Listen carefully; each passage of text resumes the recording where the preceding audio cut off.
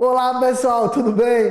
Professor Almes Serpa, vídeo da aula de hoje para você do 8º ano, aula de número 26, falando sobre probabilidade estatística, dando foco nas variáveis contínuas, tá bom? Lá no finalzinho a gente vai dar um foco nela, mas eu vou falar de todo o contexto com vocês. Nossa equipe de hoje, nossa amiga Roberta está aí fazendo a transcrição para vocês agora. E claro, quem está conosco, Jonathan, que você não está visualizando, mas está aí, nosso parceiraço, tá bom? Bom, vamos para a nossa videoaula de hoje. Não esquece de entrar lá no Instagram, Robertão da Transmissão. Tem um monte de promoções para vocês. Tudo junto sem acento. É Robertão da Transmissão, tudo junto sem acento, tá bom? Ele voltou agora há pouco do sertão com a mala lotada de queijo, de carne de bode, cheio de coisas. Vocês vão adorar. Vamos lá para a nossa videoaula de número 26, ok? Ó, presta bem atenção. Vou recapitular com vocês a ideia da expressão da palavra estatística, tá? Na língua grega, essa palavra, ela significa estatizo. Então, a gente significa estabelecer ou verificar. Presta bem atenção. A palavra tem duas outras qualidades, ou seja, eu posso usar sinônimos dessa mesma expressão, tá? Estabelecer ou verificar. Segundo, o termo que é originário da estatística, né, consultado lá no dicionário, você vai encontrar, por exemplo, a palavra latina status. E aí ele significa estado ou situação, mais dois termos aí para complementar. Ou seja, eu tenho 4 formas distintas de falar estatística, de me expressar ou de trabalhar com a estatística. Estabelecer ou verificar estado ou situação. Você vai entender isso de uma forma bem fácil, tá? Eleições. Precisa claramente das estatísticas. Então, o chefe do estado, Brasil, estado, o próprio estado de Pernambuco, estado, quando a gente fala prefeitos, ou seja, os nossos gestores, eles são aferidos pela estatística. Por isso, estado e situação. O estado expõe as suas estatísticas, ou seja, ele é a ferramenta e faz uso dela. Tá tranquilo? Então vem comigo. Como se vê, a palavra estatística ela não se refere a uma única fonte. Então você pode usar várias expressões similares que correspondem à palavra estatística, tá bom? Agora vamos lá. Primeira delas que eu vou referenciar. Existem várias outras, vários livros, várias sociedades que defendem também ter utilizado a estatística. Mas eu trouxe para vocês uma tábua do período aí, né, muito antigo, que os gregos já utilizavam, que os babilônicos utilizavam, uma tábua de argila cozida, e eles faziam isso mesmo, né? Eles colocavam essas escritas na argila e cozinhavam para que ela ficasse rígida, como se fosse um caderno, e durasse bastante. Essas informações que vocês estão vendo aí nessa imagem, por exemplo, é sobre uma plantação. O que eles utilizavam? Eles utilizavam essas anotações para não esquecer. Então, por exemplo, se eu plantasse milho, eu tinha que saber o momento certo do plantio e o momento certo da colheita. E esse intervalo, ele tinha que vir bem descrito para eu não esquecer, porque depois do milho eu tinha que plantar outra coisa. Então eles anotavam. E era uma forma de não perder essas anotações, deixando em materiais firmes, pesados, concretos, tá bom? Então tá aí uma tábua mesopotâmica de uma tabela utilizada para o plantio e colheita. Assim como era nos animais também, tá bom? Utilizavam muito essas referências para a criação do animal, porque tem um ciclo, cada animal tem um ciclo de reprodução diferente. A ovelha tem um ciclo mais rápido, os coelhos nem se compara, né? Muito rápido. Então, cada animal com seu ciclo, eles anotavam e deixavam guardado em materiais firmes, completos, tá? Então, sabe-se tanto que o primeiro uso dessa palavra foi do alemão. O alemão Goffman utilizou há uns 200 anos atrás a palavra estatística. Aí é a imagem de uma tábua babilônica utilizada, tá? Mas a palavra ela foi organizada por esse alemão há uns 200 anos atrás, tanto usou o latim como a palavra grega. Os gregos usavam muito isso também. ok? Durante pesquisas descobriram que tábuas agrícolas de 4.000 anos atrás, como essas, tá? E outras pelos chineses, foram confeccionadas. Elas ajudavam a controlar a produção de alimentos, como acabei de falar para vocês. Aí dos chineses também tinha a mesma função, tá? Não é essa. Essa aí é dos babilônicos, ok? Como se faz uma pesquisa estatística então, professor? Muito fácil. Vou falar um resumão para vocês. Segue comigo, ó. Primeira parte que eu vou fazer é dimensionar a amostra, ou seja, eu vou buscar parte da população para analisar. Primeiro, ó, vem para quê? Vem para mim aqui, por favor, Jonas. Obrigado. Presta atenção. Você vai a uma clínica fazer exame de sangue. Se ele quer saber o que está ocorrendo no teu corpo, né, pela corrente sanguínea, ele vai tirar uma amostra. Não vai precisar tirar o sangue todo. Então, a amostra é uma parte do todo para eu saber o que é que está acontecendo com esse todo. Ou seja, ter uma noção. Então, essa é a ideia da amostragem. Primeira coisa que faz é dimensionar uma amostra, parte daquela população, chamada de amostragem, ok? Segundo momento, na segunda etapa, eu vou organizar os dados numa tabela. Esses dados brutos vão para uma tabela para serem tratados e eu vou mostrar como nós vamos tratá-los, ok? E aí depois ela vira um gráfico a partir da tabela. Isso chama-se estatística descritiva. Coloco na tabela para depois expor de uma forma mais segura. Na sequência, eu posso fazer a análise desses dados, confirmatória, claro, né? Então, eu vou verificar a margem de erro, eu vou verificar a possibilidade de haver essa margem ou não, os resultados da amostra refletem ou não aquilo que eu colhi. Por exemplo, quer ver uma falha? Eu vou fazer uma pesquisa lá num shopping sobre se você usa certo cartão de crédito ou compra à vista. Aí eu vou toda segunda-feira, vai ter uma margem de erro, porque provavelmente a maioria das segunda-feiras tem um público específico naquele shopping. Então eu não posso fazer isso. Na hora que vou fazer a pesquisa, tem que ser um dia na segunda, de manhã, depois eu vou na terça à tarde, depois eu vou na quarta de manhã ou à noite, eu vou mudando o horário, uns dias, e aí eu vou buscando mais informações precisas sobre aquela população. Deu para entender? Eu não condiciono, porque se eu vou só num dia, eu tendo a me condicionar junto com aquelas pessoas que estão indo ali só naquele dia. Por exemplo, quem folga na segunda, vai lá ao shopping na segunda-feira. Tá? Deu para entender? Então, isso é a margem de erro, que uma delas que você pode levar em consideração. E aí nós chamamos isso de inferência estatística. Fechou? Então, como é que é o resumão?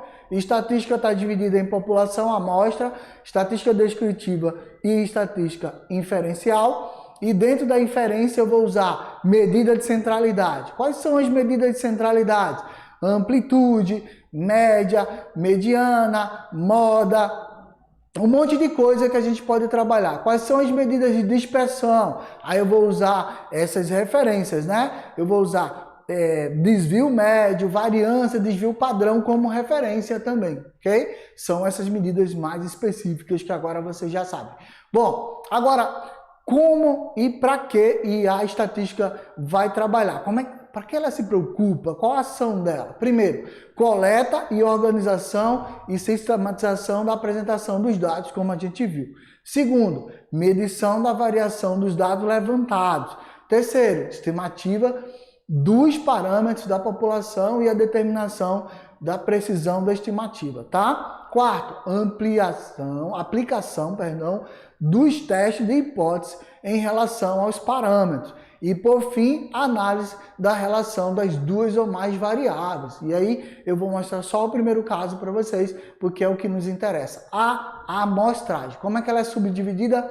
Coleta dos dados. Pode ser questionário online hoje na pandemia, né? Pela sala Google, por exemplo. Pode ser uma entrevista pelo Meet, pode ser uma entrevista pelo Zoom, uma entrevista pelo celular, pode ser entrevista pelo WhatsApp, pode ser entrevista, um questionário para você responder no WhatsApp por comando de voz, enfim, tem uma infinidade de ferramentas que você pode usar. Entrevista semi-estruturada, entrevista estruturada, questionários, tudo isso são ferramentas que você vai escolher para a coleta de dados. Se liga, a tua coleta de dados tem que estar ligada ao teu perfil. Se é quali, é melhor que as pessoas falem e escrevam. Se é quanti, é melhor que ela marque um xizinho, que ela faça a opção, tá bom?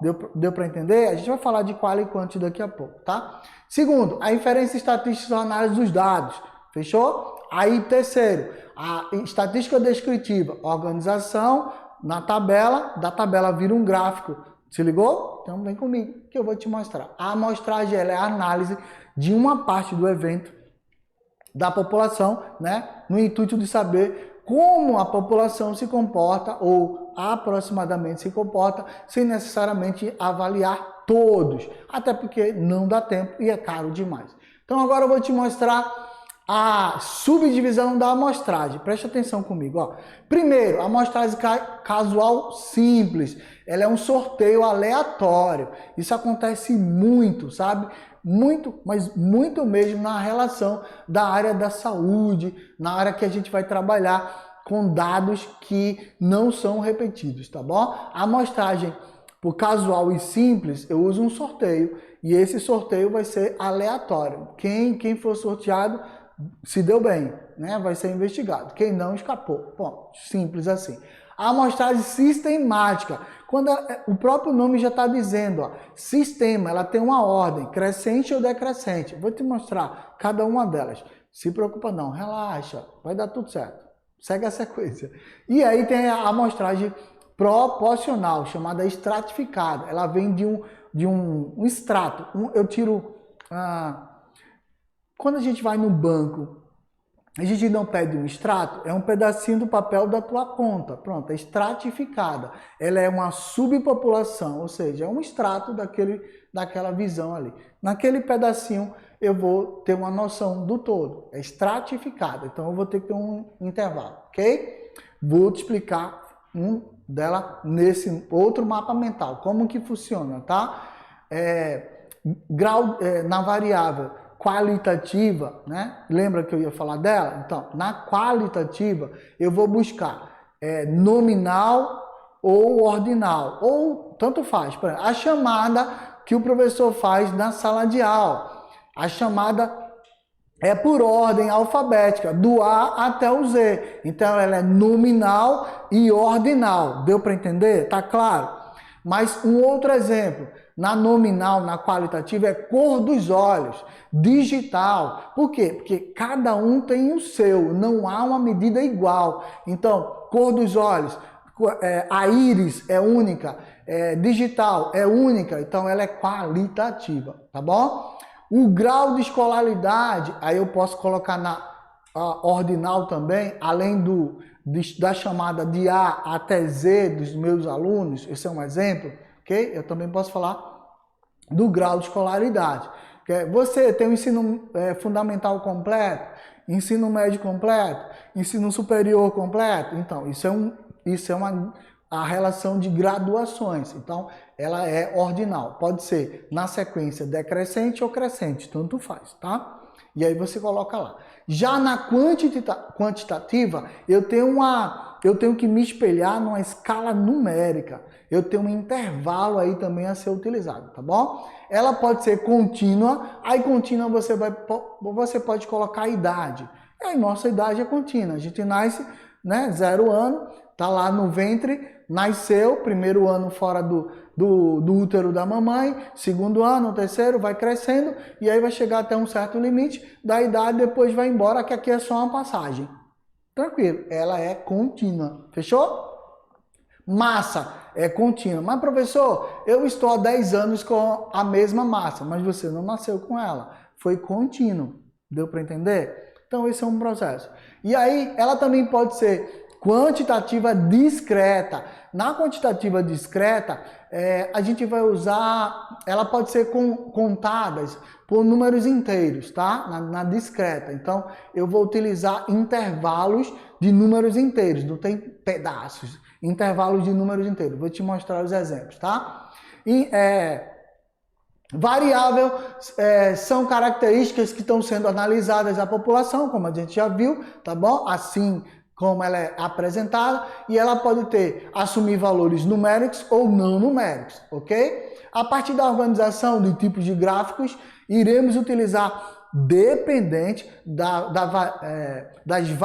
dessa variável que está sendo analisada. A tabela possui dois principais tipos de variáveis: frequência absoluta e frequência relativa. Relaxa que eu vou te explicar claramente como é que elas funcionam, tá bom? Na frequência absoluta é o número de vezes em que cada elemento aparece na amostra. Ou seja, o que é a frequência absoluta?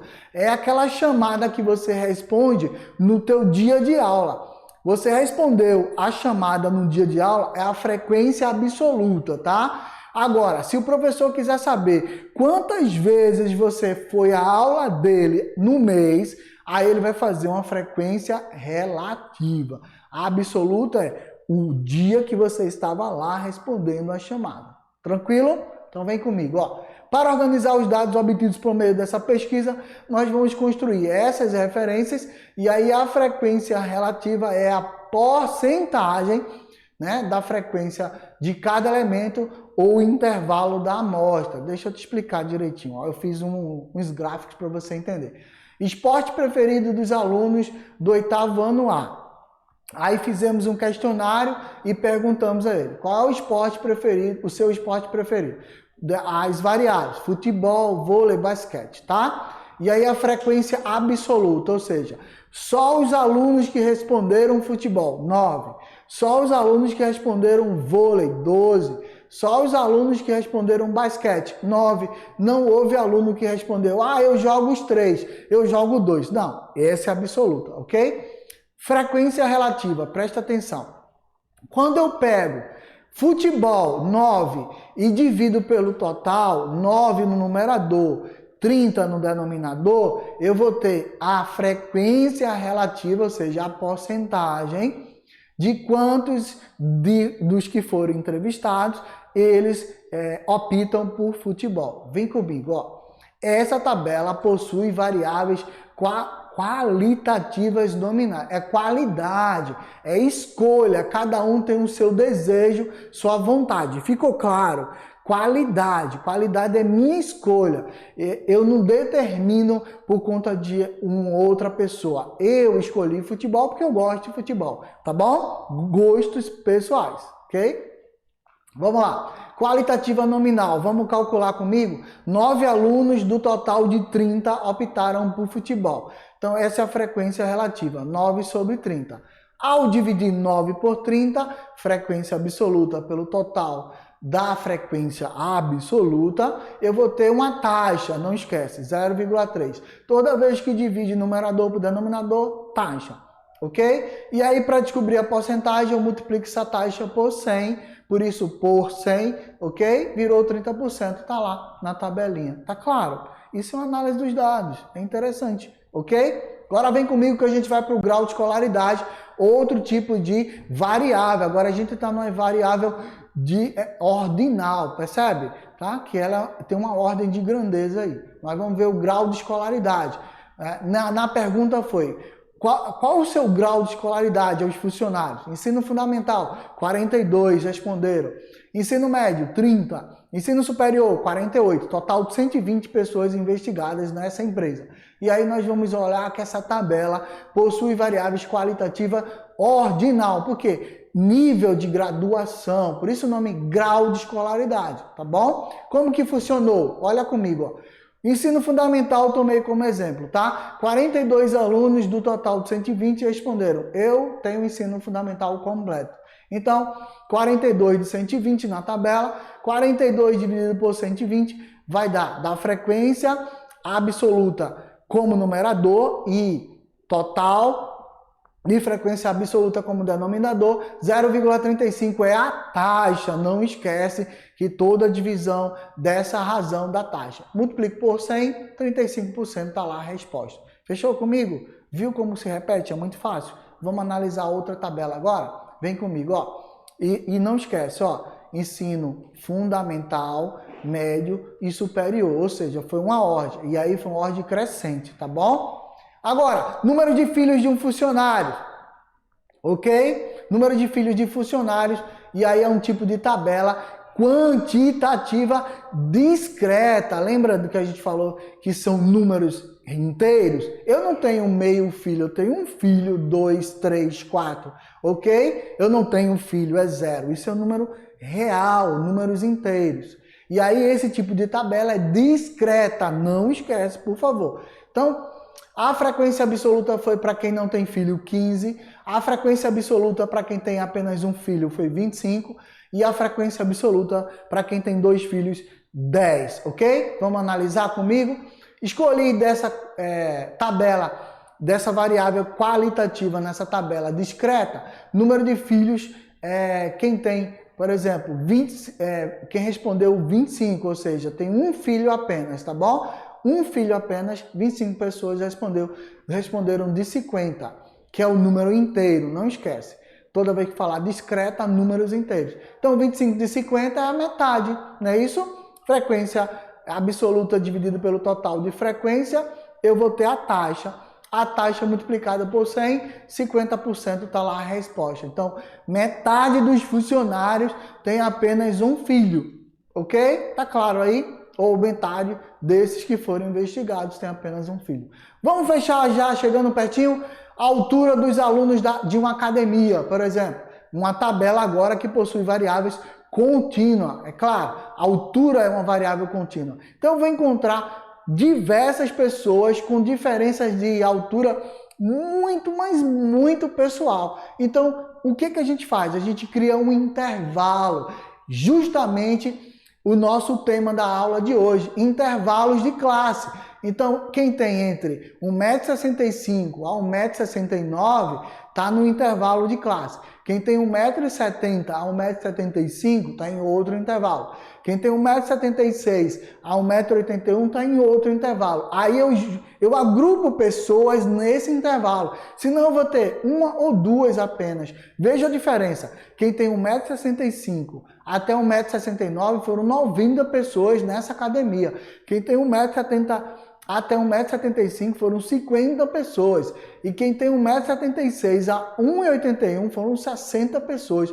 O que deixa claro que tem muita pessoa baixinha, né? E tem muita pessoa alta também. Mediano aí já é meio difícil, tá vendo? Como é claro os dados? Vamos lá para a resolução. Tabela quantitativa contínua. Por que contínua? Idade, altura, tá bom? Eu vou escolher aquele que respondeu, os 90 alunos que responderam, né? Dos 200. São aqueles que têm entre 1,65 m a 1,69 m, tá bom? Tá aí no intervalo de classe. Fechou? Então, 90 dividido por 200 facilita. Simplifica 0 com 0, tá bom? Ou então faz direto na tua calculadora. É a frequência absoluta pelo total e isso vai dar uma taxa de 0,45.